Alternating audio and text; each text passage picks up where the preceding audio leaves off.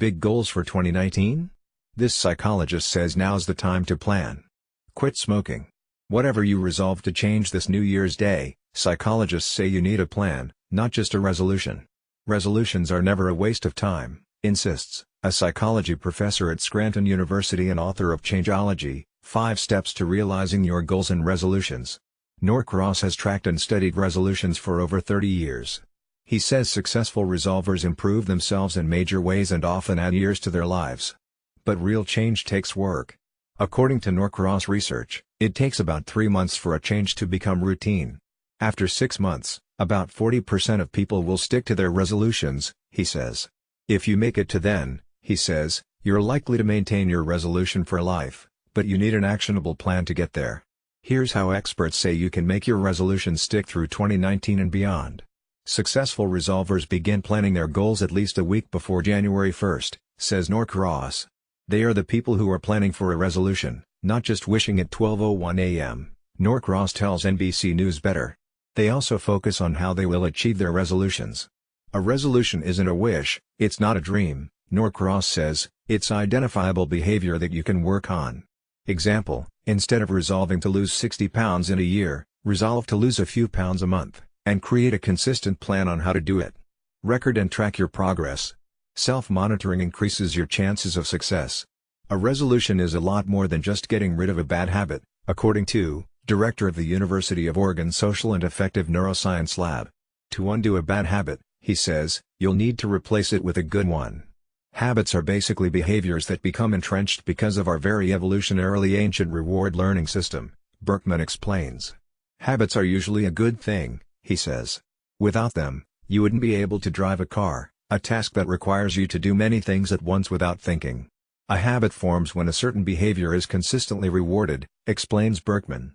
The first time you turned the steering wheel of a car and it went the direction you wanted, it triggered your brain's reward system.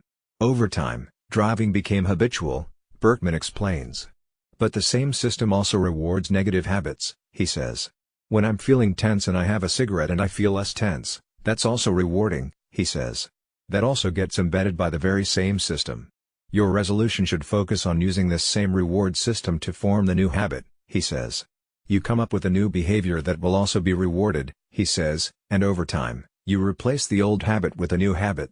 Example, if you resolve to stop smoking, replace your cravings with a different fix, like chewing gum, or exercising. Reinforce progress at certain milestones with healthy rewards. A resolver trying to lose weight, for example, can treat himself to a healthy snack for every 5 pounds he loses. When it comes to making successful resolutions, our environment plays a major role. Cues that can trigger your bad habit should be removed from your home, says Berkman. Certain rituals can also trigger negative habits, like smoking after a meal, or looking at social media before bed. You'll need to replace those rituals with positive ones, he adds. Identify the times and places and situations where you're likely to smoke, and then come up with a plan ahead of time to address it, he says. Examples, if you resolve to quit smoking, eliminate ashtrays from your home, which can trigger cravings. If you typically smoke after dinner, plan to have gum instead. If you are trying to lose weight, throw away any unhealthy snacks in your kitchen. Next, you'll need to you're trying to create, says Berkman. Examples, if you are resolving to exercise more, put your gym bag in front of your door to remind yourself to go to the gym before work in the morning. If you want to reduce screen time before bed, keep a good book on your nightstand. If you're resolving to eat better, stack your fridge and cupboards with healthy snacks. Family, friends, and coworkers can be major triggers for bad habits, according to Berkman. If there are people in your life who share your bad habit, he says, ask them to make the resolution with you. You're going to need social support, he says. Sometimes it's easier to change together, with your partner, with your family, with your friends. But not everyone is willing to change. You may need to consider reducing the amount of time you spend around certain people if their behavior is going to trigger your bad habits, says Berkman.